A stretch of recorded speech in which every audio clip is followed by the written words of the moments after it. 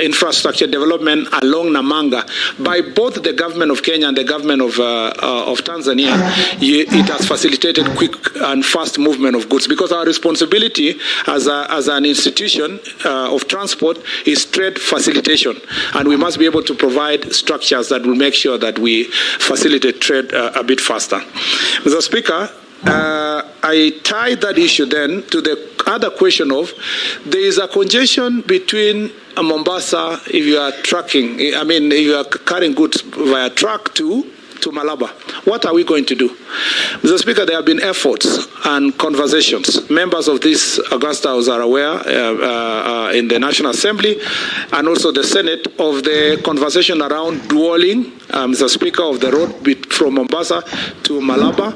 And considering the current stage and situation of our finances, Mr. Speaker, this can never be achieved by investing our taxes on the road.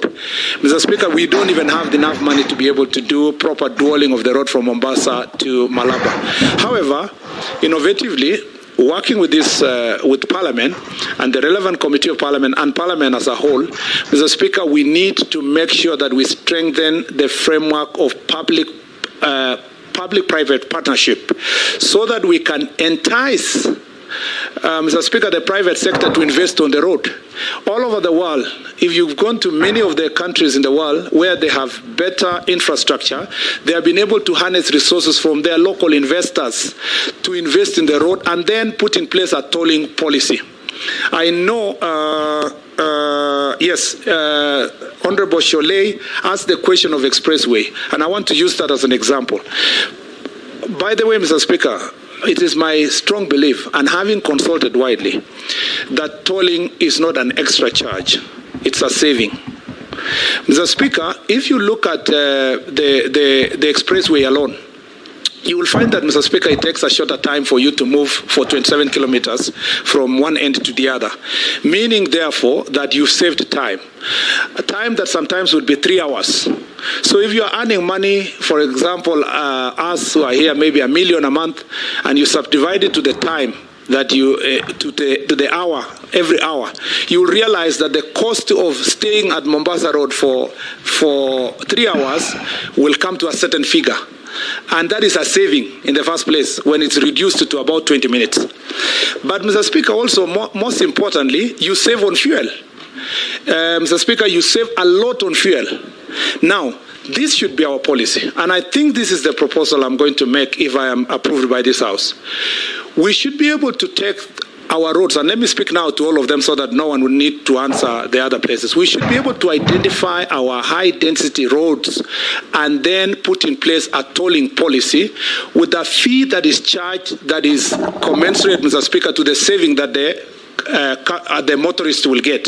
Now, if you say the road from Mombasa to Nairobi to Malaba, I propose that we dual the road, we attract investors, and of first priority should be local investors. Local investors means our pension fund, our banks, Mr. Speaker, and our, Mr. Speaker, Kenyans who want to invest of whatever nature, including it to reach a stage where perhaps the Kenya National Highway is listed in the stock exchange so that every Kenyan has a share of that investment that has been put on the road. If that is done, Mr. Speaker, we will be able to save time, we will be able to do better roads. Let me give you the last example.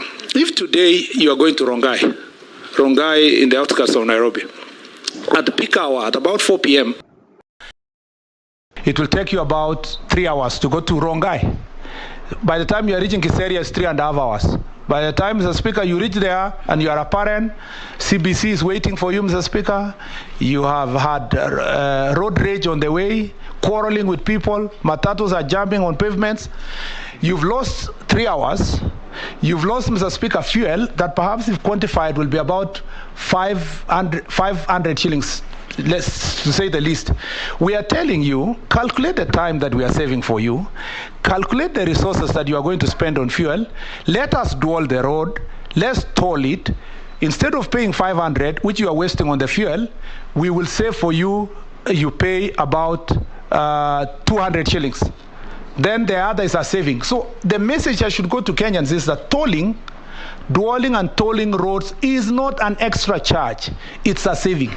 For as long as for every road that is tolled, the person in charge of the road must guarantee that the movement of persons shall be within a given period of time. So that then if the road becomes busy like Thika Road, you can either expand or put in place traffic management that will ensure that people move faster. I'm a bit more.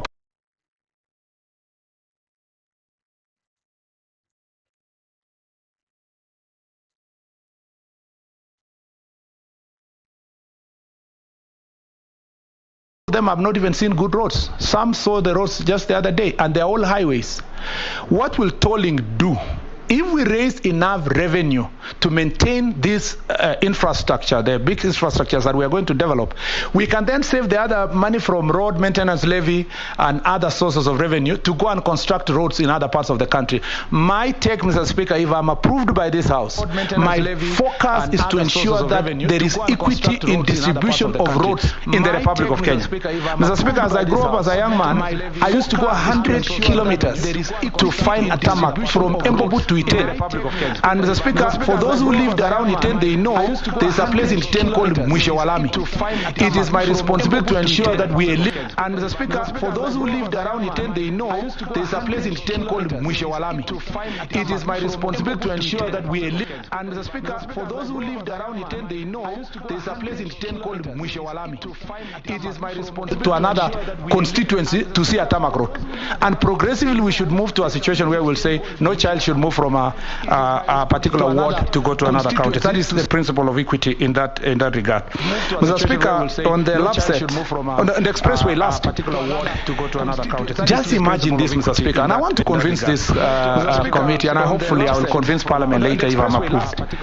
Expressway has been built with, say, the initial price was 60 million, 60 billion, inflation or whatever, it's 70, 80 billion. Kenyans should know that that expressway was not built using public money, it was private money. The only thing is that the concession is 30 years, okay, it's given to 30 years. I'm told today, the private investor, the cars that are passing through the expressway now are 45,000. Meaning that in 3 months they have reached 45,000. If it moves to 200,000 a day, that investor will get 7 billion a year. If it gets 7 billion a year, it will mean that it will recoup investment within 10 to 12 years. Meaning in another 18 years, it will be making 7, maybe the shilling will have improved or down or whatever, it will get about 10 billion every year. To a private investor, maybe the shilling will have improved or down or whatever, it will get about 10 billion every year. To a private investor, maybe the shilling will have improved or down or whatever, it will get about 10 billion every year. Pension fund, they would know that in 10 years, this benefit will recoup to the pension fund and benefit the country. So I want us to see positively the private investment on our roads as one way also of creating employment and growing wealth. Speaker. Mr. Speaker, I'm almost done. Chair, not to interrupt the Senator.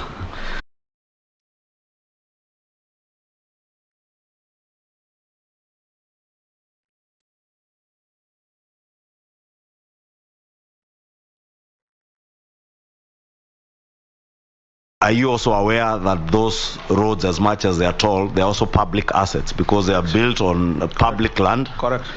And I see you are more encouraging more of investment to benefit the investors who would be investing on those roads. But what of the ordinary Kenyan taxpayer? Because, for instance, let me use the expressway. If they collect so much money within a shorter period, we should be looking at concessions that are less years. Correct. And also the cost of building those toll roads, as you say, is also a matter. Is it a matter that is of concern to you as the incoming minister, or are we going to see an escalation of costs for toll roads? Because if they were cheaper, then the concessions would be lower, and these assets will revert back to the public within a shorter period to benefit the people of Kenya, not just investors. I don't know whether the Chinese investors or the Chinese in quotes are more worthy of those investments than the Kenyan people. I totally agree with the Honorable Kimani Chungwa, Mr. Speaker. The negotiation of the expressway, there were flaws. Some of the flaws were basically, okay, the Kenyan government decided that they are not going to take the risk just in case the investor is not going to meet his investment targets. But a proper calculation would have shown that in the fullness of time, that risk will not be there. And that's why I'm saying we must change from the model of the expressway, because the expressway now, the investor took his risk, but the investor is taking a greater benefit in the long run. Number two is a public asset. We gave them the land that they are using to construct the road. That's not just enough, that also the other road, which is another problem we'll come to deal later with, is, Mr. Speaker, the road below has been destroyed and has been left, Mr. Speaker, in a more dilapidated stage. Again, there was a fund that was supposed to be given by the government of Kenya to ensure that the roads are restored, because the utility, the people who are in charge of the utilities, the water, they were supposed to be given process of relocating those utilities. It messed up the road. I really fear that if it rains soon, we'll have a serious problem of flooding in Imara Daima and those areas, and corrective measures are being worked out by Kenya National Highway Authority to deal with that issue. On the question of financing, again, Honorable Kimani Chungwa has raised a very important issue. In the short term, Mr. Speaker, we have a problem. Let me just say this: we have a problem. We are inheriting. This administration is inheriting nearly 140 billion shillings in the infrastructure sector, particularly the roads. Mr. Speaker, the reason why the roads have stalled is because we are unable to pay the contractors. And Mr. Speaker, the money to pay the contractors is not there, because we have committed that money to other sectors, Mr. Speaker, or maybe we chewed more than we could, we bit more than we could chew, Mr. Speaker. And so the problem here is that we are proposing, and the government of Kenya is proposing in its manifesto, that, Mr. Speaker, we will do securitization, but more importantly, and I think quickly, Mr. Speaker, we will use the road maintenance levy to, Mr. Speaker, guarantee a one-off, Mr. Speaker, a bond, infrastructure bond, that should be raised, pay off all the pending bills, and make sure that, in line with the plans we give the people of Kenya, we make sure that we complete the roads so that we achieve the equity we are talking about. We also want to safeguard, Mr. Speaker, this Parliament passed in the last, towards the end of Parliament, they passed a law to take more of the road maintenance levy to development. I think those are things we will sit down to review, because we must also, as we construct the roads, we must maintain. And let me use that opportunity, Honorable Kimani, to answer also the question of annuity. The annuity program, Mr. Speaker, was very unfortunate. The most unfortunate program that we ever implemented. The road from Ngong to Kiserian to Isinya, Kajiado there, Mr. Speaker, is 91 kilometers. Through annuity program, we are paying 28 billion, Mr. Speaker, to construct 91 kilometers. Mr. Speaker, this is ridiculous, because that road constructed conventionally, even with 80 million a kilometer, we would have used only 7 to 8 billion. It costs 500,000 shillings to maintain a road every year per kilometer. If you calculate for entire period of the 8 years that the annuity program will be managed, that road would only have cost, Mr. Speaker, 300 million to maintain. Now we've locked 28 billion every year on one road. We are paying 2.4 million to manage an annuity program. Mr. Speaker, I will scrap that program. if I am approved by this House, I will immediately scrap that program and have a conversation with the other two roads, Mr. Speaker, the one from Loitoktok and the other one in Modakashi, Mr. Speaker, moved to conventional way of constructing. It's even better to borrow than to engage resources in this annuity program. Sorry, Mr. Speaker, the last thing I was asked, I can see my time is far much spent, is that the issue of Aurora and Kimwarer, a very good question from my colleague. Mr. Speaker, I still believe that Aurora and Kimwarer was charges and stopping of the projects was politically motivated. And when we called the Speaker, P.S. Maringa to the committee of the Senate, Mr. Speaker, I don't know if you were there at that time, but he was fumbling and eventually whispered to me and said, you know, I was told.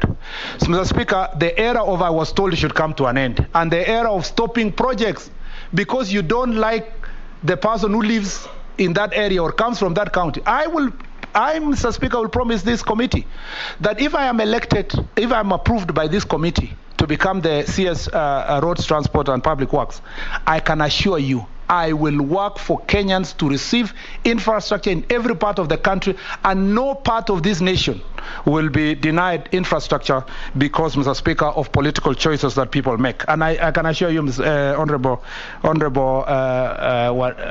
Opio and I, if there is any problem in your constituency, make sure we plan it becomes the first place we will visit to ensure that every part of Kenya ensures it gets its part of the. The last thing is open skies. Honorable Owen, let me use this to answer the whole thing about KA, Mr. Speaker, just briefly, is to say that KA has a responsibility to manage all airports. The Minister of Transport has a policy position on negotiating bilateral air agreements. You know that when we go to another country, Turkey, for example, and negotiate agreements, you know that the principle of reciprocity is extremely important. Because if you are giving a chance to an airline of another country to land in your country, they must also give you equivalent or equal rights for you to land in their country. So that is an area that we need to appreciate first. But second, and most important, we should move to answer, why are we in this situation? Why is Kenya Airways finding itself in the situation that it is? It's because of mismanagement of the past. The Project Mawingu, for this parliament is aware, because we probed that issue, Senate and National Assembly. We know what happened in Kenya Airways. There are processes underway, and the president is already seized of that issue, as far as I'm aware, to make sure that we talk about restructuring Kenya Airways in whatever ways to ensure that it's profitable. For example, Mr. Speaker, Kenya Airways is the leading cargo airline. Nairobi is the leading cargo destination in the region. Yet Kenya Airways are only 10% of the share. We should be able to separate Kenya Airways transport in terms of carrying passengers, and separate the cargo one, because that one looks like it will be more profitable, and then it should be able to take up most of this market share of transport in the area. I will also promise you, Honorable Owen, that we will go together and look at the issues in Malindi. Let me tell you this. As a firm believer of devolution, Mr. Chair, I will not work from Nairobi. I will once in a month or more so often, Mr. Speaker, decide that the ministry today is working from Garissa. We sit there, we sort all the problems, the leaders of that area that relate to my ministry. The next week I can go and work from Kisumu, Mr. Speaker. It's Kenya. There are agencies there that are for my ministry. I work from there. I sort out all the issues, whether it's Kisumu Airport, whether it is the Homa Bay, Kendu Bay, the Kisumu Port, or I'm going to roads issues in all those parts of the region. Or I go to Mombasa and work from the port to see what's happening at the port, the roads, and all that.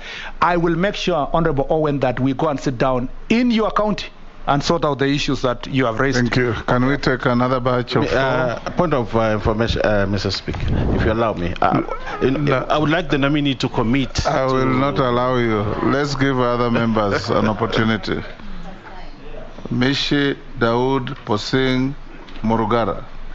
Mr. Speaker, Mr. Chair, on a request, since some of those infrastructure are interrelated, I can take more than 4 questions if it helps to save time.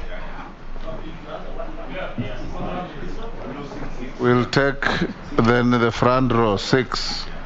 Mishi, Daud, Posing, Murugara, Ferdinand, Mukami. One question each. Honorable Mishi. Thank you, Chair. Chair, to the nominee, and please I request that I ask 2 questions because this docket has a lot to do with Mombasa County, Correct. where I come from. My first question, there are some allegations that the former regime, where the deputy president was the leader of Kenya Kwanza, secretary signed a deal under the guise of economic cooperation with the United Arab Emirates, which will see privately owned Dubai Port World, PZD, take over the operations of Mombasa, Lamu and Kisumu ports. Can you shed light on this? Because the people of Mombasa depend on the port. You can imagine 27% of the economy of Mombasa and coast at large depend on logistics, transport and warehousing. And that is why when the operations were transferred to Naivasha, it was chaotic, it was a crisis, people lost jobs, people died, their livelihood and so many things. I know now there is a directive that it has returned the operations to Mombasa County. But my question would be, is privatization only option to ensure efficiency and increase in revenue, or there are other means which maybe you are going to employ to ensure that there is efficiency and not through privatization? The other issue, Kenyans have fear that the SGR project, where Kenya took a financing loan through the Exim Bank, that the government is having some challenges to repay that loan. And then the Chinese are going to take over the SGR services and also KPA, because KPA acted as a collateral security in terms of financing the loan. So can you shed light on this? Because what we are seeing, maybe it is a crisis in terms of the KPA and also the SGR services. I thank you. Thank you, Chairman Speaker. Mheshimiwa Murkomen, congratulations first. What I want to ask you have talked about the pending bills and all that, and you are aware that most of the road contractors started projects many years back and they have never finished. It's been like in Meru County has taken 6 years and they've never finished, and it's replicated all over the country. And you've talked about a lot of payments to be done. So in your opinion, how do you intend to pay them? Because in the last parliament I was in the committee by my chair here, Posing, of transport, where we were talking about floating an infrastructure bond so that we could clear off the debts and do new roads. But from what the president talked about a month back, President Ruto, that no new projects will be done until the old ones are finished. So are we looking now at just finishing the other roads and new roads not being done, or under your watch are you going to get new roads done together with finishing and paying the old roads? Kenya Airways has a problem as well, you know that. When I was in the finance committee, they had borrowed a lot of money and banks took equity in Kenya Airways. Are we going to be subsidizing Kenya Airways forever, or what plans do you have for Kenya Airways? Thank you. Thank you, Chair.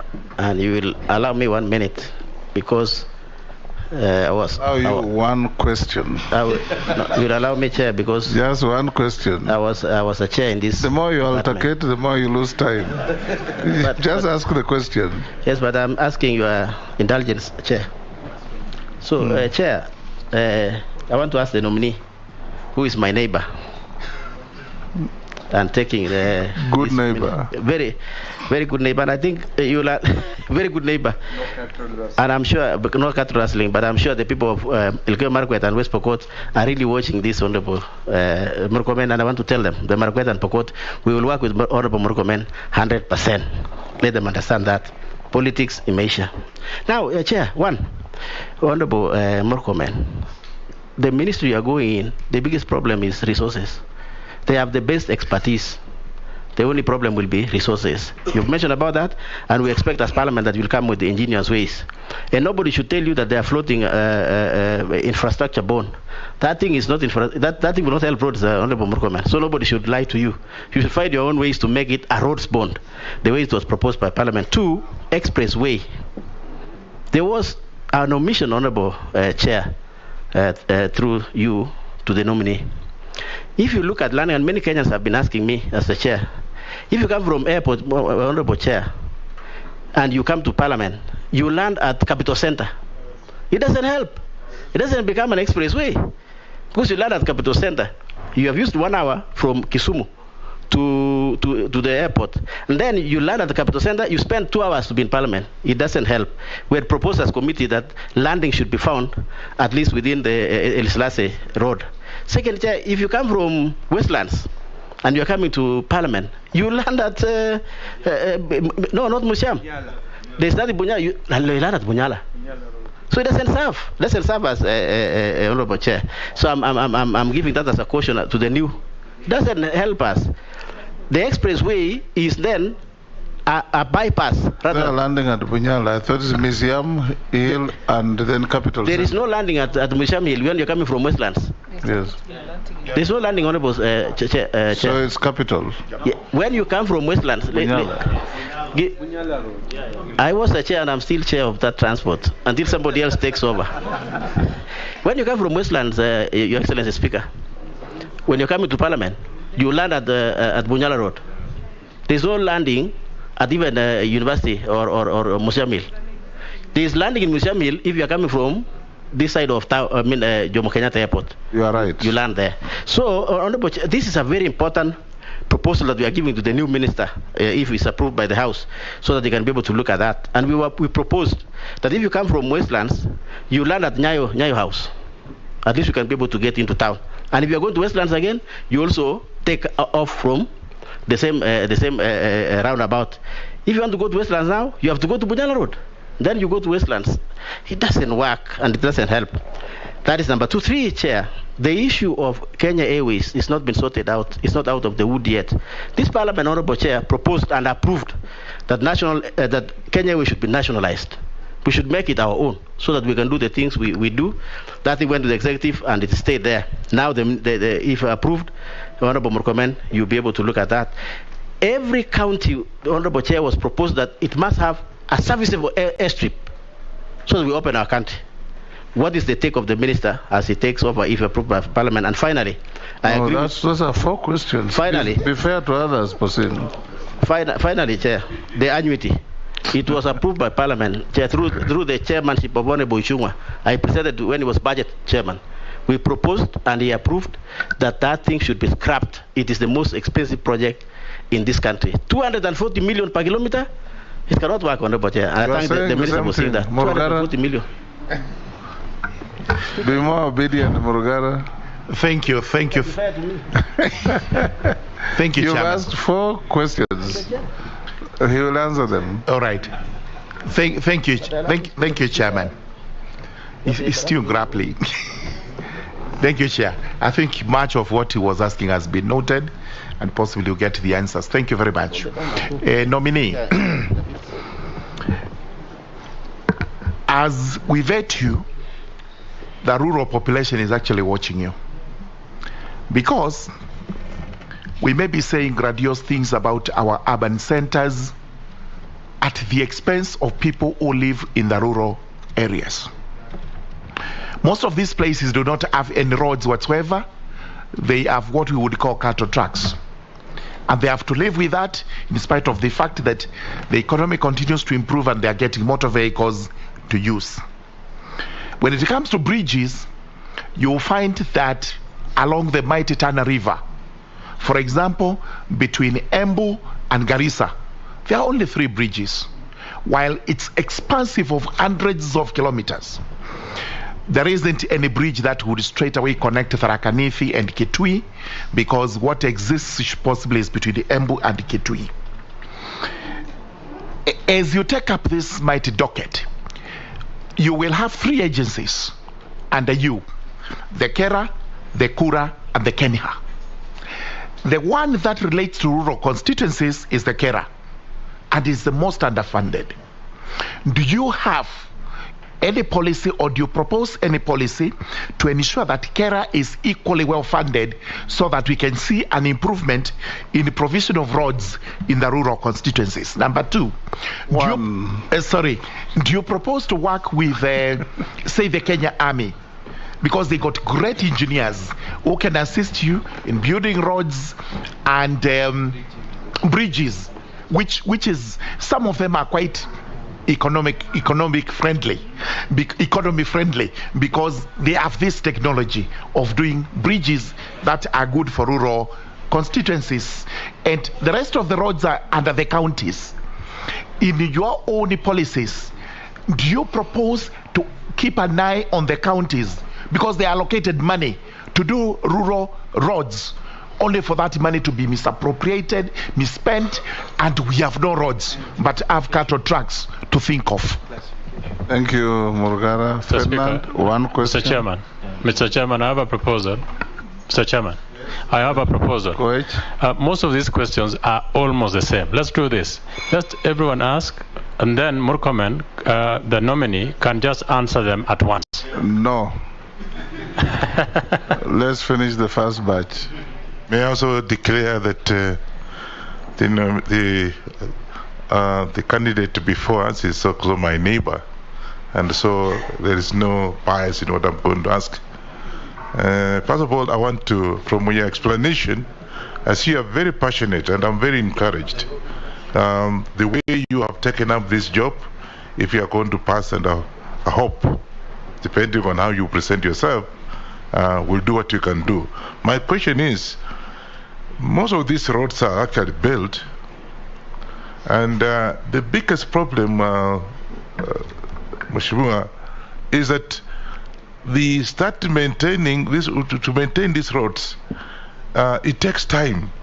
There's what we call way bridges on the roads, and all I see around as you go around, you find actually is manned by the policemen who actually look for bribes, other than getting the right weights on the roads.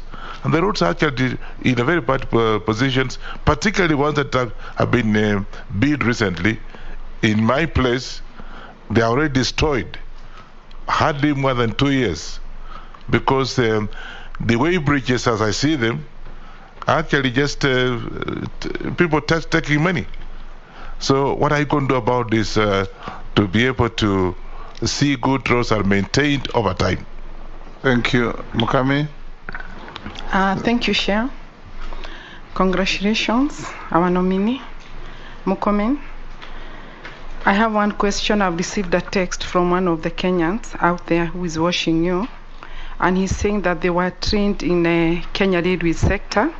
There were 500 of them, and they were being charged 100,000 each, and the drivers were paying 200,000. Now he wants to know how you are going to help them, because they are still struggling. The other thing I just wanted to tell you about Mau Mau Road between Nyeri and Nyandarua. That road has stalled, so we need to know what you are going to do about it. Thank you. Thank you. You can answer those 6. Then Koech, I'll come to you. I will try my best, Mr. Speaker, to quickly shorten the answer. Yes. Let me start with the port of Mombasa, and I think that's an important question in terms of the port. The port at the moment faces, first of all, our port is doing well, because now the port is handling 1.4 million TEUs. A great improvement, and is one of the most well-doing ports in the region. But we are facing competition. The port of Djibouti is now handling 800,000 TEUs. If you come to the port of Dar es Salaam, it is working on the expansion of port, and will be our major competitor soon. So the thing we must do is, one, recently they meddled on the management of the port and created 14 deputies to the MD in a process that was not procedural. As soon as I am approved, I will make sure that the board of directors working together with the management and Public Service Commission will relook at that structure to become a structure that is functioning and can be able to give us results. Number two is that the spirit of fear of threatening public officers and telling them to do this and you must be aligned to so and so will come to an end. I'll make sure that everybody can function to their potential and ensure that they are able to contribute to development of the port. The privatization of many parts of the port, which happened, I'm surprised, Honorable Mishi, you have an issue with it because a lot of it happened a lot in the last 4 years. And Dubai Wall issue, MSC issue, certain local private investors that have taken over already developed berths by the people of Kenya and almost even paying nothing, including the ICDCs that were given to private investors after the Kenyan government spent about 5 billion. When I get to office, hopefully with your approval, I will make sure that if you used to hear what Kimani Ichung'wah used to call state capture, that is actually what state capture means. It is the use of state power to benefit a few individuals. I'll make sure that I dismantle those agents of state capture and return resources back to the people of Kenya so that the people of Kenya can benefit. On the question of the return of operations to the port, it is important to note that the declaration made by the president was on freedom of choice, freedom of commerce. You choose whether you want to go by road or you go by rail, and you don't force any of the customers to use rail or road. But it doesn't mean that the ICD in Naivasha has been closed. No. The Port of Mombasa, the Kenya Ports Authority is working on a mechanism of attracting the investors, particularly the government of Uganda and South Sudan, so that they can use the port in Naivasha. We also encourage the county government of Nakuru to work with us if I am approved to ensure that the investments in that place are improved. The other issue I want to add on the issue of the port is that is the SGR issue, the transport system. We know that the goods are cheaper if they are transported by rail, but they become expensive when they reach the end of the rail to the last mile. The Kenya Ports Authority is working with Kenya Railways to ensure that they can assure customer that when your goods are loaded to the railway, they go straight to the last mile. Now, that is where there is a complement between the truckers and the Kenya Railway, because Kenya Railway is willing to engage truckers at the end of their transport system to give them a particular fee, to transport the goods to their last mile, whether it is Thika, Meru, and other parts of the country. The reason why people prefer the truck is because it's flexible. If it comes from Mombasa, it can go straight to the destination. And those are the issues that we must ensure that there's competition. On the SGR, let me start by saying this. In my preparation to come to this committee, I spoke to everybody whom I thought was a person of influence. And none of them would tell me they have ever seen the SGR agreement. None. And I don't want to drop names, but none would say they have seen the SGR. Now, this agreement has become opaque. It's akin to the other agreement we have had in the political circles, where party leaders are told, you just signed the dotted line, don't worry about the contents up here. That is why, Honorable Mishi, you are speculating that maybe the port has been used as a guarantee. Maybe it has not been used as a guarantee. So my first responsibility when I get to office is to find where the agreement is and give it to the people of Kenya through Parliament. Why are we hiding? If the port has been used as a guarantee, we live knowing that as we manage the port and manage the SGR, we know what is our exposure. If the port is exposed, we know it's exposed. You know, everything starts by knowing the truth. And then, you know, the repayment of the SGR now, at least up to now, we are up to date. The problem, Mr. Chair, with the SGR is that we took a loan of 20 years on an infrastructure of 100 years. it becomes impossible to be able to pay that loan by revenue that comes from the railways. And even in 50 years, it will never break even if you load the loans to the railway. So there was a strategic decision that was made at that time that we invest in the infrastructure, and government of Kenya pays back within 15 to 20 years. Now we are choked with the loans because we are paying 80 million per year to the lenders for the SGR. One thing that I want to say here, and I want to repeat so that there is no confusion in the market or among our lenders. We are willing to continue paying the amount that was set. We have maintained in the escrow account 25 billion that was required. But Mr. Speaker, we should be willing, led by the President, to renegotiate the loan period.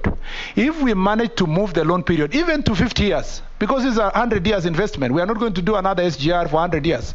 If we can manage to renegotiate to 50 years, Mr. Speaker, then it will ease the burden that Kenyans, the payments that we make every year, and we can divest that money to other parts of the economy. Mr. Speaker, Honorable Dawood, straight to the point, some of the reasons why the contractors are slow is because they have not been paid. Some of the other reasons is because they are shoddy connected cowboy contractors. Mr. Speaker, Mr. Chairman, there will be no connection with the minister with contractors. The connection of the minister is with the people of Kenya and Parliament and the appointing authority. And we'll make sure that if you are a shoddy and cowboy contractor getting money and reaping where you do not sow, we will deslist you. We will put that list online. We'll make it accessible to all contractors to ensure that you don't get any work in the Republic of Kenya. Mr. Speaker, every substandard road that has been approved by the resident engineer, that resident engineer will take personal responsibility apart from the company itself. Are we not constructing new roads? No, that's not what I mean. Because if we are going to say we will not construct new roads, what will you do to constituencies like Northor, Mr. Speaker, or Kadangachini in Tharaka Nithi, or in Mandera, Mr. Speaker, most of the parts, even Meru, Mr. Speaker, most parts of Meru, or the road between Nyeri and Nyandarua, passing through the forest there, or all those, Mr. Speaker, or Mount Elgon, yes, Mr. Speaker, or Mr. Speaker, Caleb Amis's constituency, that is Honorable Caleb Amis's constituency, Saboti. You know, many people think because Saboti is around Kitale town, if you go inside it, you will find that it's one of the muddiest constituency, Mr. Speaker. So we will have to sit down, sort the immediate problem that we have, and I agree with Honorable Kosing that it should be roads bond. Solve the problem. If we can float 300 billion, we use the 150 billion to solve the problem, and the one above it, Mr. Speaker, we can now use it to construct the roads across this country. Mr. Speaker, on the landing of the expressway, it is true the committee dealt with this issue. I have also spoken to Kenya, and that there are conversations to provide landing at GPO, so that people can land at GPO. The challenge, of course, is that it might touch at Uhuru Park a little bit, and that's where the problem is, Mr. Speaker. So we need to explore engineering designs that will be able to protect the park and at the same time give us a landing. Otherwise, the expressway will become also will not become that useful as it ought to be. Mr. Speaker, KQ nationalization, I think we should think about it more longer. So far, the debt that we have given to KQ, part of it has moved our equity as a country to 49%. Intentionally, we didn't want to cross 50% because we didn't want it to be a public company. We still want it to be run as a private company. I think what we need to do with the KQ is to ensure that perhaps create subsidiaries. Maybe a budget airline, like the one we already have, Jumbo Jet, to continue doing what it needs to do.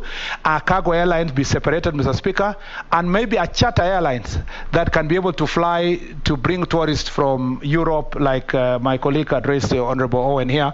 And finally, we might need Kenya Airways to also, and I've had conversation on this, to have other businesses on the side where they provide other services, drone services, Mr. Speaker's surveying services, and other services that other private companies are giving as one way of raising their revenue and bridging their gap, the loans, Mr. Speaker. Mr. Speaker, airstrips, I promise there are only 13 airstrips fairly functioning airstrips in the country. Mr. Speaker, I promise that as if I am approved the ministry, as a ministry that deals with policy and construction of airstrips, that Mr. Speaker will put in place a policy to progressively construct an airstrip in every county, Mr. Speaker, so that every county can have an airstrip for emergency services, for transport, Mr. Speaker, and for security issues, Mr. Speaker, if you talk about especially marginalized areas.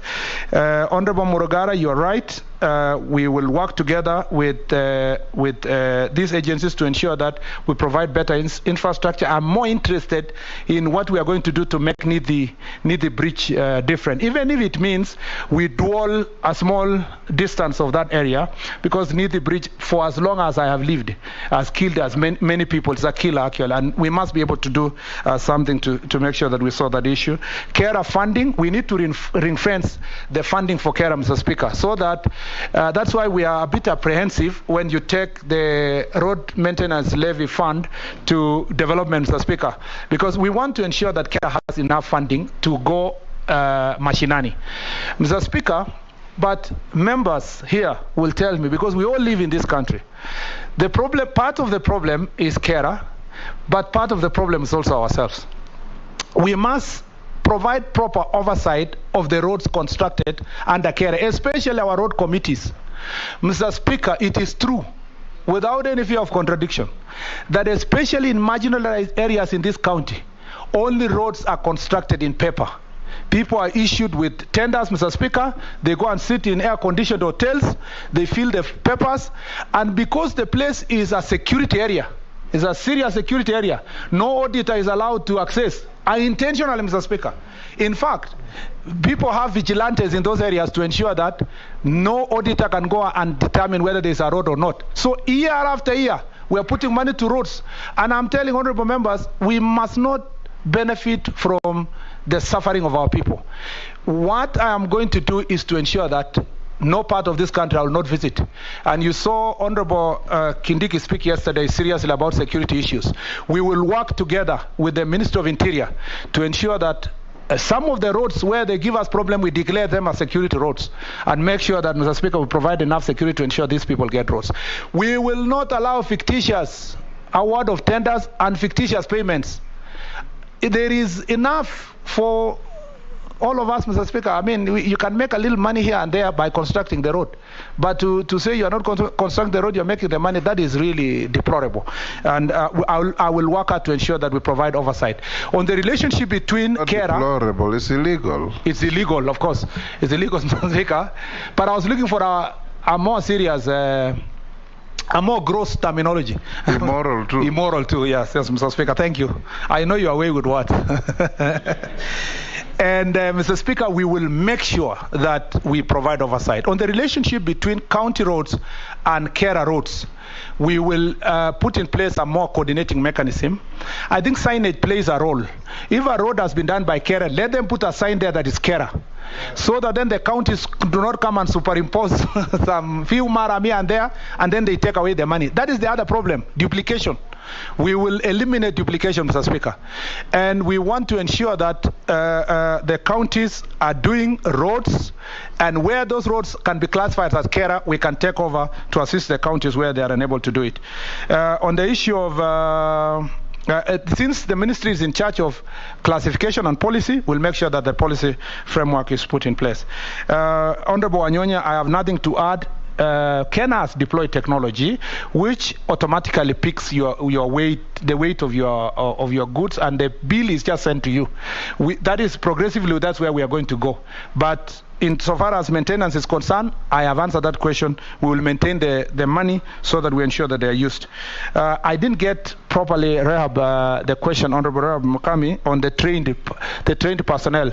You don't need to repeat it. The point is this: since those are specific issues that are touching on specific trained personnel who perhaps have been ignored or not given opportunity to serve, despite the training, they spend a lot of money. That's how I understood. I will take over that matter with you personally once approved. LAPSED. Oh, sorry, I forgot LAPSED. That's a very important one. Nyeri and I am aware of the Nyeri roads. I'm aware of the Mau roads. They are part of the roads that we promised and this government promised that they will complete all the started roads. I am actually particularly aware about that road because I have relationships around your area. And so when I went there the other day, they reminded me that they want to go to Nyandarua without going the long route because the road is already provided. But there's also the issue of conservation, dealing with the KFS and KWS and the question of the elephants. We must do our roads, but also conserve the environment. So we'll have that conversation to ensure that conservation of environment will be achieved, but people will be able to move in good time. Let me respond to the issue of LAPSSET, which I forgot. Mr. Speaker, you were in the cabinet of President Mwai Kibaki that established LAPSSET, and LAPSSET was put in the office of the president as a coordinating body to ensure that those projects along the LAPSSET corridor are implemented. The first thing I'll do is to put together all the implementing agencies, improve the coordination of LAPSSET as an authority itself. Maybe, if need be, we can bring it as a legal entity properly within an act of parliament, if need be. Number two, the LAPSSET corridor must be developed, and I think I should have answered this when I was answering Honorable Mishi's question. The Lamu port has already been completed. 3 berths have been developed, but there are no goods that are docking there. There are no ships that are docking there. What we are going to do is, so far the road from Lamu, Ijara, Garissa is complete. But it's not a road, Mr. Speaker, to be proud of and say, oh yeah, it's complete, then we go. It's a Maram road constructed 40 million per kilometer. Mr. Speaker, the first thing I'll do is to have a conversation with the contractor who was given that job and look into the procurement procedures and the law with the possibility of just adding something small on top of what the contractor was given for make sure that road is tarmacked. And then the road from Garissa to Isiolo has just been awarded. Mr. Speaker, we must also push to ensure that it's tarmacked. It's not Maram Road. And then now it will connect from Isiolo to Moyale, where we hope that Kenya Ports Authority will put their inland container depot. We also ensure that the Isiolo I'm going to find out why exactly the Isiolo port is not functioning, Mr. Speaker, for the reasons that I'm told the runway was short, the contract was not to the standard that was required. We will see, Mr. Speaker, all those issues. That corridor will open up. Runway is very short. Yeah, it's too short. So, Mr. Speaker, all that region must be open, Mr. Speaker. And the Bible says a nation is judged by the way they treat the weak, Mr. Speaker, and the marginalized. We must now open up these areas that have been marginalized for a long time, which were then called non-high potential. We must make sure that they are high potential, opening up those roads, opening up the infrastructure. Mr. Speaker, we have a market in South Sudan of 50 million, in South Ethiopian part of bordering Kenya and Moyale of 50 million people. If we are not careful, if we don't finish LAPSSET immediately, Mr. Speaker, we are in danger of Ethiopians moving to Djibouti port at the expense of a shorter route that would the goods would have come from Lamu port, Mr. Speaker. Mr. Speaker, I think I now take Koech, Amisi, Raso, Shurie, Emase. Thank you. My brother, I get the feeling that we probably in the future should rename your ministry as a Ministry of Pending Bills.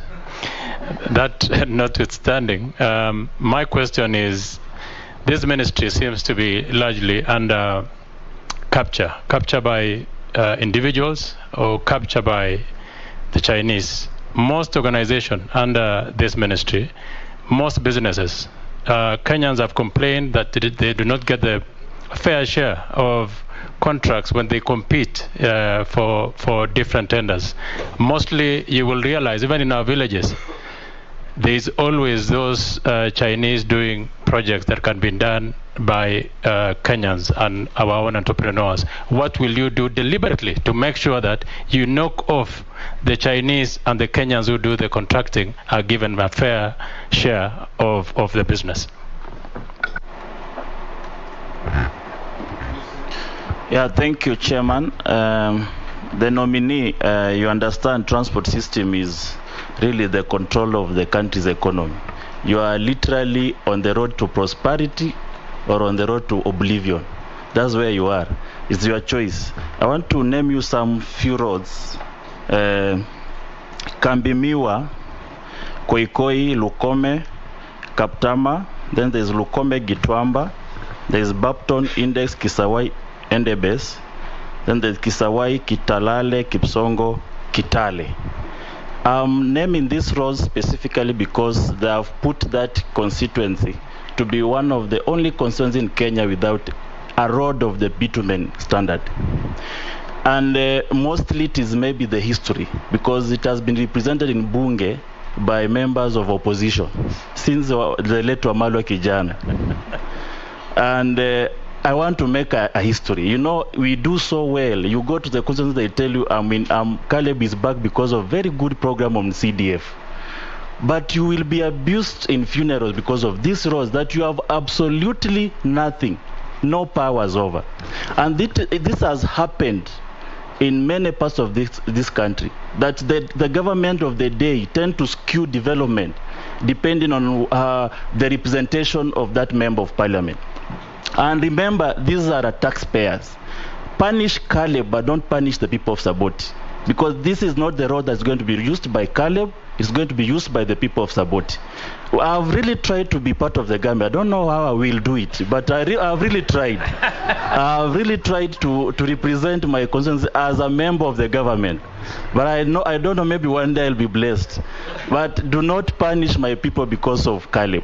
I really want this, because we need to have, it's good you've heard a speech, but we need to have a clear program. You don't need to have members of parliament tamak into your office.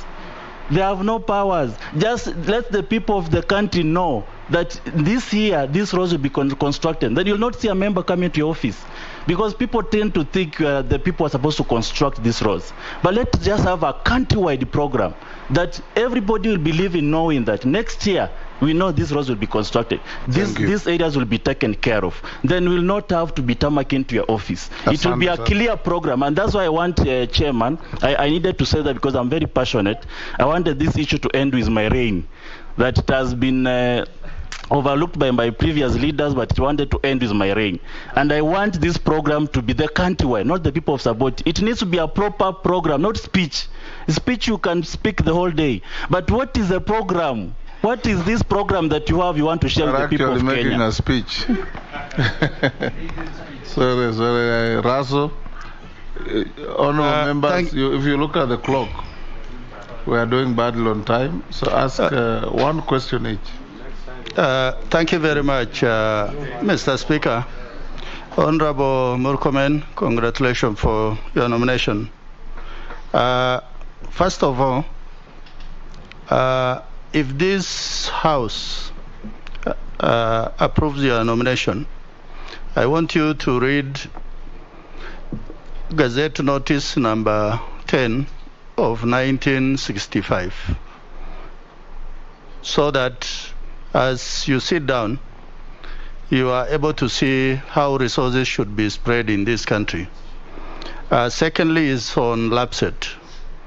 There is very little public participation in both Isiolo and Marsabit, potentially where that road is supposed to pass.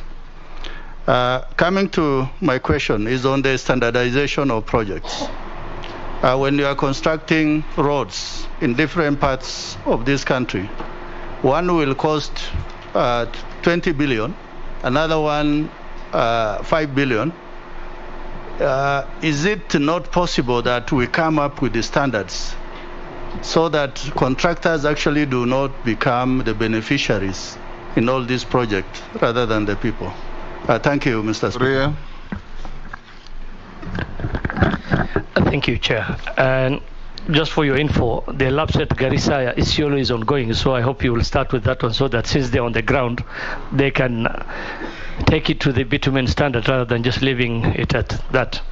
Mine is on the issue of the road maintenance. We seem to just leave our roads so that once they get dilapidated is when we start trying to maintain them. Could you be coming up with a program that we can do continuous maintenance, so that we avoid doing expensive repairs once the road has been dilapidated. Thank you. Embassy. Thank you, Chair. The nominee.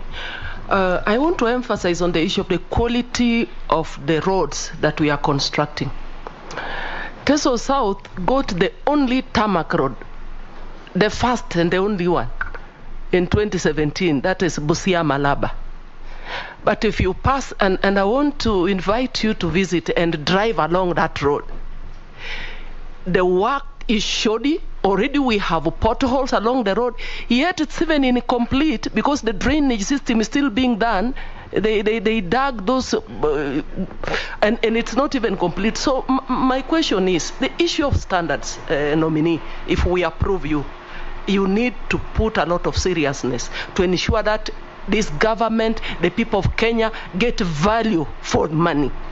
Good works. Thank you, and on the same, I just allow me ask a question that has been asked by my constituent, that the dwelling of Busia Corinda Junction Road, money was released by the British Commissioner in 2015 through Trademark East Africa. Until today, no works has been done. Probably you need to follow up on that and find whether any funds were released for the dualling of that portion of the road from town to Corinda Junction and what happened to that. Otherwise, thank you so much. Naisula, one question. Thank you, Chair. And I think the question on equity, fairness has been touched on. So I'll ask about something that I'm passionate about. And I was working on a bill in the last parliament, but it lapsed before we concluded. And I plan to introduce it in the 13th parliament.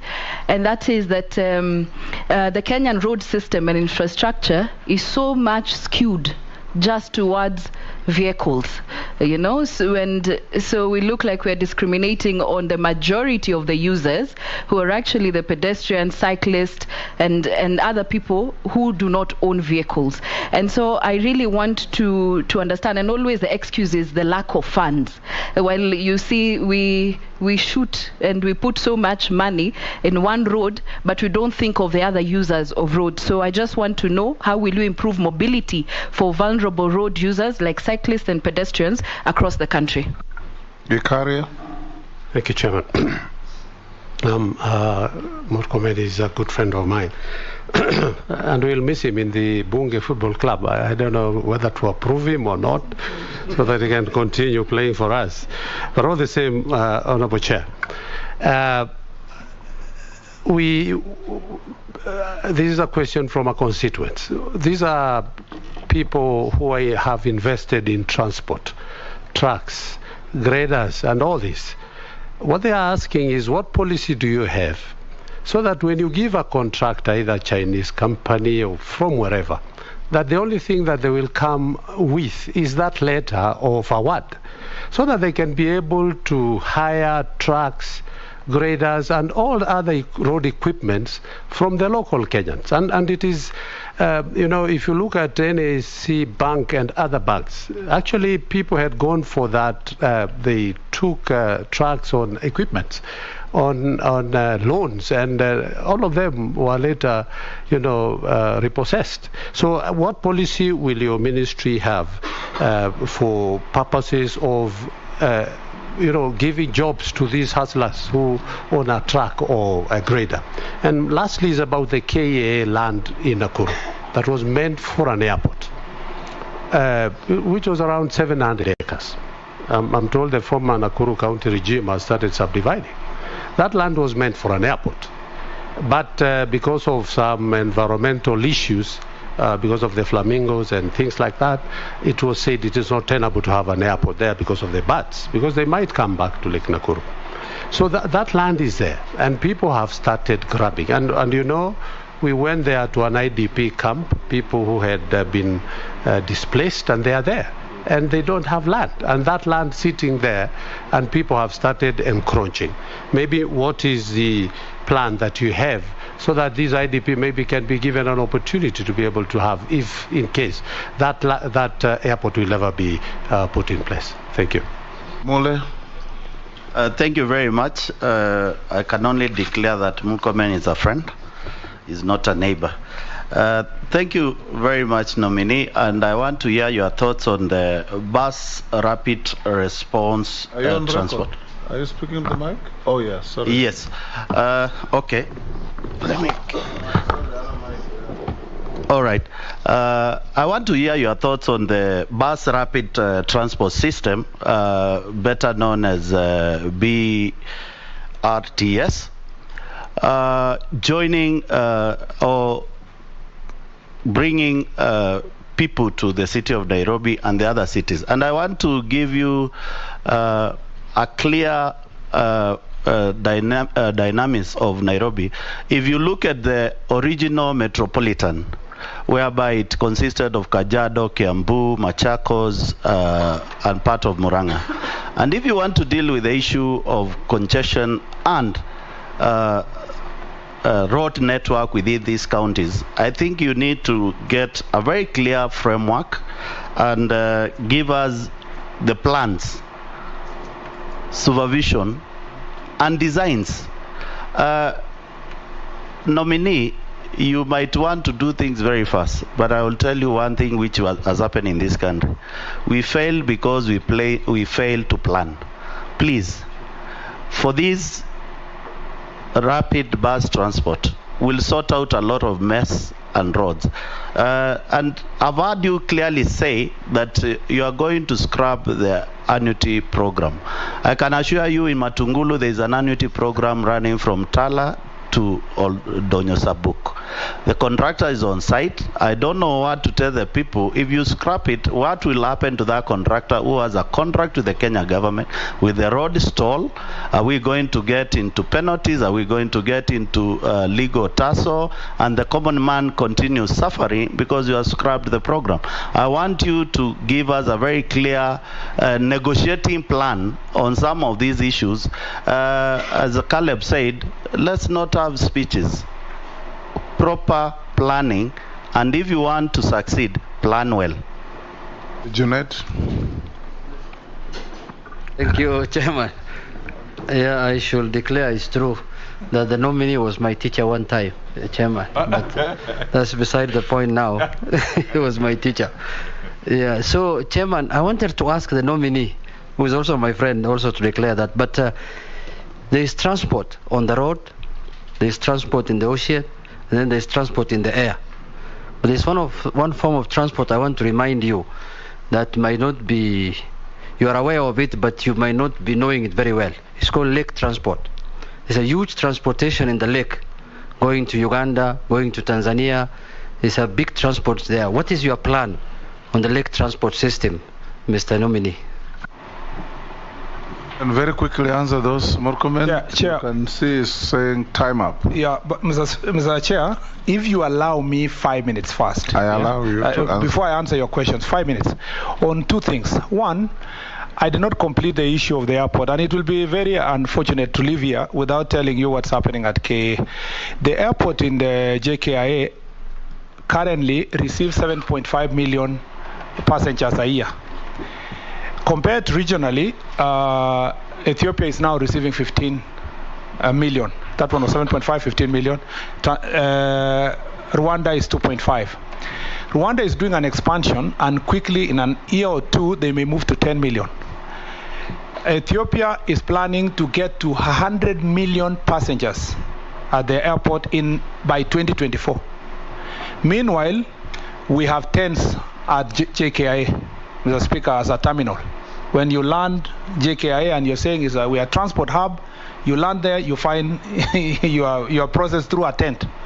Mr. Speaker, if I am approved, number one, I will relook at the issue of Greenfield Terminal that was cancelled in year 2016. Already the contractor had been paid about 4 billion shillings. And because of the cancellation, the contractor has gone to court. There is a case at the International Chamber of Commerce in Paris, Mr. Speaker, with an exposure of 17 billion to KA. I will use my knowledge as a lawyer and a negotiator for that purpose, but also resources that are in our country to take this case out of court, renegotiate the contract itself, and possibly through PPP, we build the Greenfield terminal. That time it was 56 billion. It might be more. But because airports generate revenue, we should be able to get good investors who are coming to build that terminal. Number two, Mr. Speaker, we cannot continue the same way. We have only one runway. If we want to be a serious regional hub, we must also explore ways of constructing the other planned second runway, which was part of the Vision 2030 plans. Number two, Mr. Speaker, since nobody asked this question, I really feel like I should be able to say this. Road carnage, Mr. Speaker, and the role of NTSA, which is in my ministry, should I be approved, Mr. Speaker, there are certain plans that are on the way that I will make sure that they are implemented. One is to ensure that the issue of smart driving license is rolled out across the country. We will work with NTSA, but possibly even with our private investors who are willing through business to distribute the electronic smart driving license, because the smart driving license has very important features that include identification of the party's insurance information, your PIN certificate, that becomes very useful when it deals with security, and you heard my colleague Senator Kindiki speak to it yesterday. Number two, we will make sure that, Mr. Speaker, car inspection, because part of the problem is inspection, and somebody had raised it earlier. We have only 30 inspection units in the entire country to inspect to over 4 million vehicles, Mr. Speaker, annually. We will work with NTSA to privatize car inspection and to ensure that the private entities that are going to do the private inspection will get a small fee. The rest of the resources come back to the NTSA. They will take responsibility, Mr. Speaker, for the work they do to make sure that we are able to inspect as many vehicles as all the vehicles, Mr. Speaker, and hold them accountable. And that information is loaded to your smart number plate, which, Mr. Speaker, now must also be rolled out to the entire country. We will also make sure that all the driving schools, Mr. Speaker, training schools are all registered, monitored, and supervised, so that we make sure that we train our drivers very well. Mr. Speaker, on the use of technology on traffic, and particularly in the city here, already there is a pilot project that is being done by KURA, Kenya Urban Roads Authority. And NTSA is working also on Transport Integrated Management System.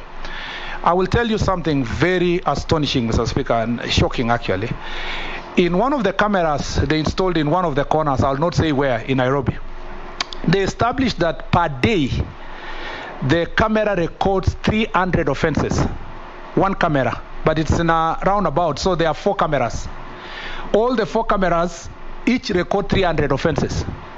And of the 300 offenses, Mr. Speaker, they are about, the fine goes up to 3,000. If you calculate the amount of money raised from those 4 cameras, it comes to 1.2 billion, Mr. Speaker, in a year. That's one roundabout. What we are going to do, and this is not something we're imagining, it's already being worked by KURA, and NTSA is also working. We will bring them together. We will make sure that this technology is put across all the roads, our urban roads to start with, and the highways. Then, Mr. Speaker, we will remove police from the road. It will be the smart technology we are using. The e-police, the e-police will work, record all these offenses, and instant fines are levied. Of course, we'll have to come back to Parliament here to pass the proper legislation and bring together all the agencies. If we do that, we are likely actually per year to raise not less than 50 billion in Nairobi alone from offenses. Of course, people will now behave as you progress. When you go to the highways, Mr. Speaker, if we manage actually to dwell the roads the way we are dwelling, and then put the cameras there, we don't need a policeman in the highway. You just records the offenses, and you take responsibility. Your fines come to you. Your insurance will be expensive if you become a serial offender, like it does in all over the world. That is how we are going to reduce, Mr. Speaker, road carnage, and we make Kenyans become more responsible. Now, the good thing with this technology, it doesn't know this is the speaker, this is the minister, this is who. Everybody will just be recorded. The idea of meeting a policeman and rolling down your window and saying, oh, this is me, and they say, oh, Mheshimiwa, just go, will not be there, because everybody will be able to pay for that. Mr. Speaker, therefore, therefore, let me now go to the answers that questions that have been asked. I agree with Honorable Koech, the question of capture of this sector. Honorable Koech, the good thing is that I don't come from this sector per se. I am an outsider. So I'm not conflicted. I've never been a road contractor. I have never worked in mostly on most of the sectors. So I tell them that when I arrive, Mr. Speaker, there is a new sheriff in town if I'm approved, and that we'll do things the right way. Number two, you talked about local contractors, and somebody else also raised that issue down here. We'll make sure that the policy that was put in place that all contracts below 1 billion shall go to local contractors is strictly implemented, because we cannot continue growing foreign contractors and we punish our own contractors. And we will go up to the company's registry to lift the veil so that you don't become a foreigner, register a local company and say I'm a local company. Yeah, we'll make sure that its company is owned by citizens, so that we achieve the intention that only companies that will get the below 1 billion will go to citizens. Let's put it that way, so that we can be able to grow our own citizens. The roads, Honorable Caleb, you are my neighbor. I live in your county, and the point is that there is no opposition. If you know Murkomen well, I work with everybody. And the government of Kenya, promised by the president also, is that we are not going to develop this country based on whom we know and where someone comes from. If you want me to, soon after approval, to go with you to see the roads, we will go there, and then I will work on the plans. Of course, we don't want to make roadside declarations of just standing there and saying, barabara kutoka hapa up to there, we will construct. I will be coming there when we have information and plans on how we will be able to do those roads. And I invite not just you, Honorable Raso doesn't have roads inside his constituency. Many roads in the northeastern part of the country are marginalized, not to mention also in many parts of the north, every part of the country actually has a place. Honorable Raso talks about I know, Honorable Caleb, I know you said you tried so hard to be part of government, but if you ask me, you were part of government for the last 5 years. So it doesn't help. Even being part of government does not help. Yeah, if the principle is marginalization, it is just marginalization. So we must make sure that we do that. Honorable Raso, I am very much aware. Anyone who is a scholar on areas of devolution must always start from sessional paper number 10 of 1965. And I know the marginalization that came in. That's why LAPSET and other projects were put in place to remove this idea of establishing other areas as low potential areas. Public participation, we will ensure that in the final implementation we do that, and we work with you, and I agree with you entirely. Even in a few briefs I've seen is that you find in one corner a road per kilometer is 80 million, in another place 40 million. We must have standard roads that can be counted. Honorable Shuria, yes, I agree, the road is ongoing, and we want to have the conversation with the contractor first, so that we have a plan of Lamu to Isiolo. It's my hope that it is tarmacked, not just Mara, so that it can attract the investments that we want to have. Continuous maintenance is the same issue that you've said. We must be able to do that, and we must ring-fence the resources for that. Honorable Emase, yes, I will come to see, and I will first establish the dwelling of that road, whether it is true, and quality of the roads. You are very right, not just in your county, also in my county. I know roads that were constructed, and in less than 5 years they have potholes, and there is no any maintenance. This is a thing that should be a thing of the past. On the question of non-motorized transport system, I want to say this. Just another statistic, Mr. Speaker. Nairobi, a half of Nairobians walk. Yet the budget for non-motorized transport is 2%. We don't have walking paths, and we don't have cycling paths. In fact, many pedestrians are hit while walking. And this country, we lose, by the way, we lose 1,300. We've already lost 1,300 motorists, pedestrians, Mr. Speaker, hit by vehicles. I will check what statistics it is in Nairobi. It is my plan is to, and this is, Mr. Speaker, it's not just Nairobi. If you go to Iten, Mr. Speaker, and Eldoret and Kapsabet, that is the area that produces the best athletes in the country, some of the best athletes in the country. But they don't have even a running track for training. Those of you who follow sports, you know in 2021, my friend Jobri Kamaror was preparing for Olympics, and he was ready to win as a gold of 10,000. But he was hit by a motorbike on the right side of the road. And many athletes have been hit by motorbikes. Mr. Speaker, we must make non-motorized transport, because it's the highest number of traffic in the country. We must make sure that it is a mandatory for every contractor, and the bill of quantities that's going to be presented should include cycling parts and walking parts, Mr. Speaker, and severe punishment. If you find the violators, if you have your motorbike and you are jumping into a walking path, Mr. Speaker, we must put severe punishment, and I agree that we must deal with that issue at the policy level and, Mr. Speaker, at the implementation level. Honorable Kikaria, on the airports, you've said Nakuru, but do you know that there was supposed to be an airport somewhere in Naivasha town, which has been choked by buildings? If you ever fly in Naivasha, you will see something like there was a runway of some sort, but there is no. The runway has been, the land has been grabbed. The first thing we need to do is to, before even we construct every airstrip in every county, we must restore first and safeguard the properties of the KA across the country. And I will work with you and other Kenyans to ensure that. Of course, I will still be training with you at Nyayo Stadium. I don't know if I will play for Bunge FC. Lanas, yes. I thought there was a question on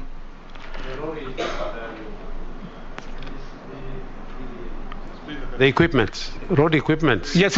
Again, even where, that's a good question, supplementing what Honorable Koech said, even where we have ring-fenced contracts below 1 billion to local contractors, we must go ahead and say the contracts above 1 billion, 4, 5, 10 billion must have a component of local contractors who are making their contribution to be subcontracted.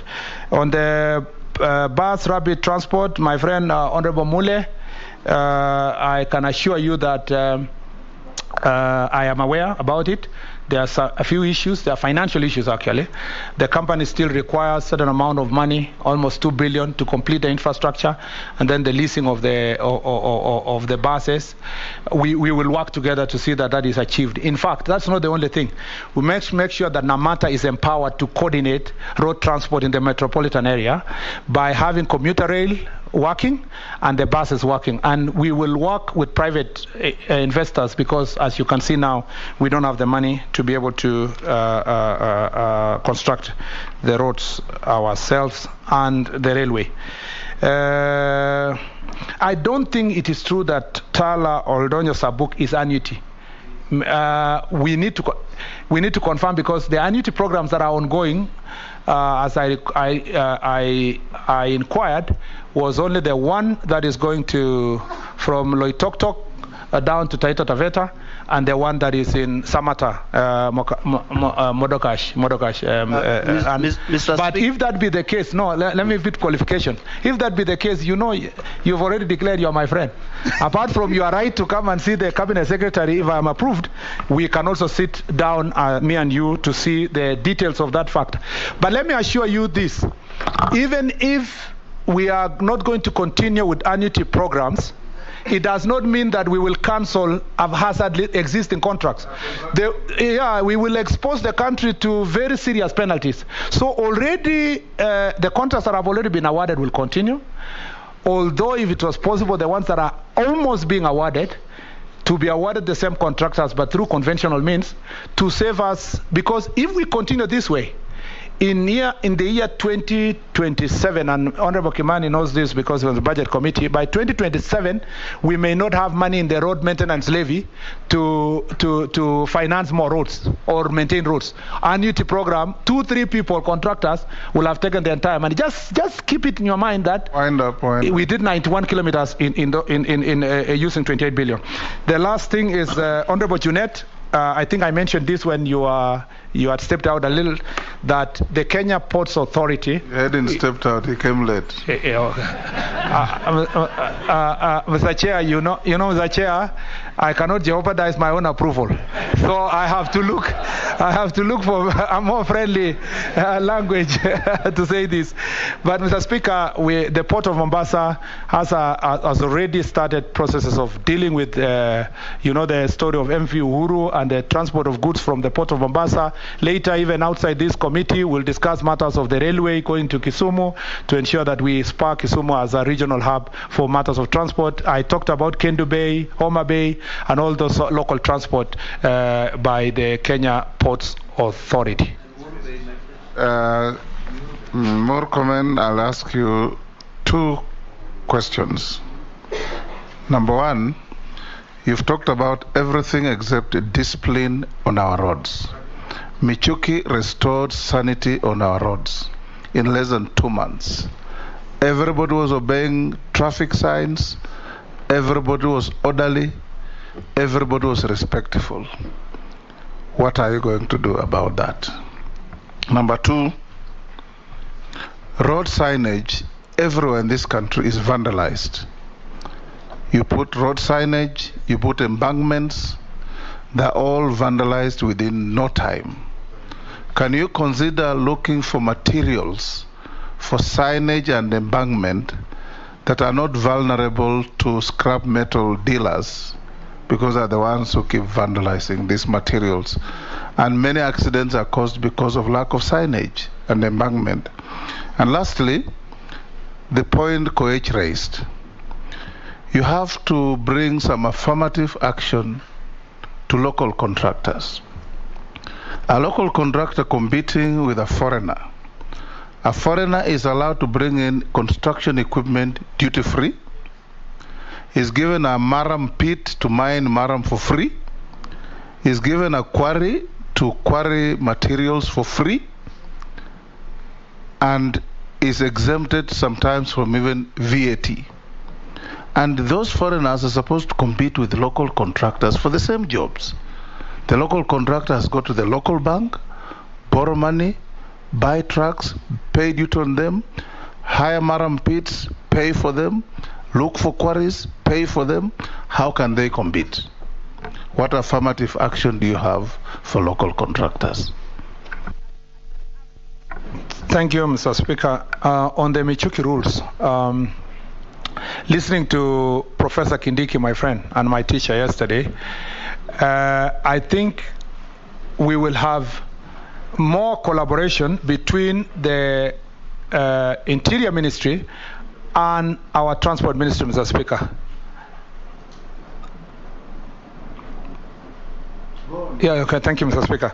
So, Mr. Speaker, the first thing, if you heard me right, we want to deploy the transport integrated management system, which otherwise also labeled by Kenya Urban Roads as intelligent transport system. Okay, Mr. Speaker, if we deploy that technology, we don't need to do the analog way of Michuki. We don't need to see policemen running, people, driving. We just tell you, continue your bad manners. Then we benefit from it. If we continue punishing you, punishing you today, punishing you tomorrow, punishing you the next day, that will be a deterrent, Mr. Speaker. And I believe that the resources that we get from these people can now be deployed to doing the road signage, supporting our traffic police, which is underfunded, ensuring that we have more e-technology expanded in the rest of the country. So I am going to come back to National Assembly and Parliament for that reason with a clear proposal on how to roll out the integrated transport system in the city of Nairobi to start with. And if we put these cameras in all corners, Mr. Speaker, we will make sure that we will catch all the offenders, Mr. Speaker, and take advantage of their bad manners to build this nation. And I am sure in less than 2 or 3 years there will be deterrent. So I will be working in silence, Mr. Speaker, because the times require one to work in silence. There was a time of Michuki, you had to shout. But this time round, Mr. Speaker, with technology, you don't need to shout. You just make sure that you catch your offender, you send the bill to him, you make his insurance extremely expensive. In fact, if you continue being a serial offender, it will reach a stage where you will abandon your car because the insurance is more expensive than the car itself. And I think that will be a deterrent. I have told, and this is something we'll work together with other departments. On the affirmative action, part of the affirmative action is to ensure below 1 billion goes to Kenyan citizens. Already that will ensure that they are being paid. The other thing is to ensure that you prioritize Kenyan citizens when we are paying the pending bills. Because again, they are the ones being auctioned. The people are committing suicide. People are, families are breaking up because of pending bills. We'll ensure that we start with them to make sure that their pending bills are paid. On the issue of material, it is true. When the government declared a ban on sale of scrap metal, there was a lull for some time. In fact, the Kenya Railway people told me that at least their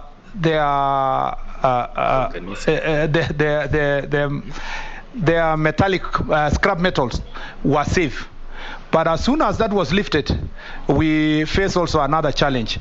And Mr. Speaker, I will invite professors in university and inventors, Mr. Speaker, and Kenyans who are watching me, young Kenyans who are watching me from across the country, should think about this as one way of inventing something that they can be able to make a living and protect our roads with proper road signage without really being stolen by scrap metal.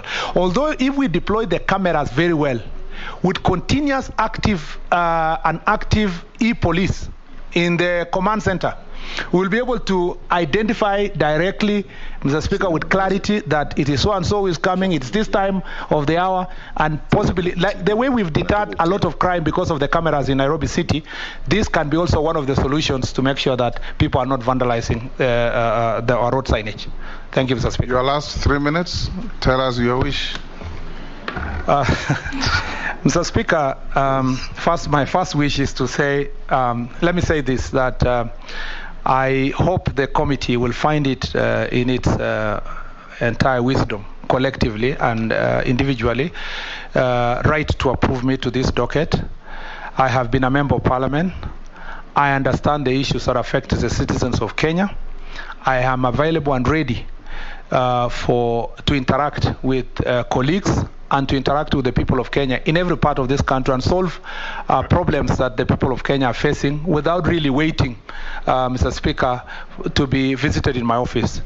My office will make sure that it's devolved as per the expectations of the Constitution and reach out to all parts of the country. I will apply principles of equity, Mr. Speaker, to ensure that marginalized areas and areas left behind are carried along. And you know that, Mr. Speaker, because when we were in Senate, you saw my efforts to protect the counties, the marginalized counties in the county allocation revenue formula, even when their members of parliament were not ready to protect themselves. And so, Mr. Speaker, I will go out of my way to do my job diligently, and I hope after my tour of duty in this position, if approved, Mr. Speaker, is over, Kenyans will look back and say there lived a more serious, more committed public servant who was willing compassionately to solve problems that are bedeviling the people of Kenya. Mr. Speaker, I thank you for the time you gave me. I think this is the beginning of our interaction. I hope in the future we will be able to have more interaction with members of parliament as a representative of the people, members, council of governors, and other entities that work on matters roads to make sure that we solve the problems that are bedeviling our transport and infrastructure docket. Mr. Speaker, I want to thank you, thank the appointing authority, and thank, without forgetting, Mr. Speaker, and more importantly, the people of Elgeyo Marakwet County, without whom, Mr. Speaker, I would never be who I am, because they are the ones who took care of me protected me, elected me, and now I have an opportunity given by the President to serve the people of Kenya. I want to say thank you very much. Thank you, Honorable Murkomen. Before I release you, you will furnish our clerk and her team a copy of the judgment that you made reference to, the one that exonerated your law firm. Once you do that, you are released to go to your other national duties. Members, I'll give you 5 minutes to stretch. You will resume at 11:21.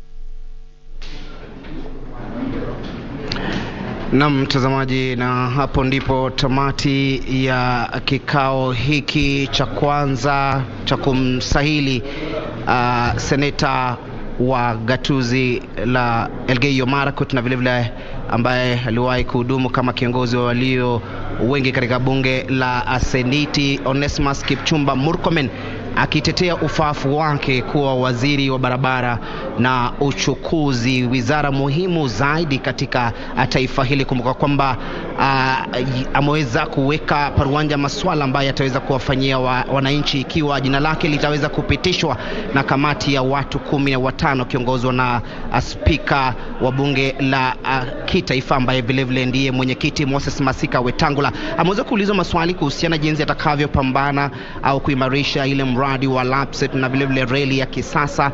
Ameweza kuulizwa kuhusiana na swala zima ambalo limejitokeza wazi kuhusu kukabiliana na wale ambao wanakiuka sheria za trafiki, na akasema kwamba ataweka mipango kabambe kukabiliana na watu kama hao, na vile swala la kupewa kandarasi watu ambao hawajahitimu, na vile kudokeza kwamba atakabiliana na wale ambao wanafanya kazi duni ya kutekeleza au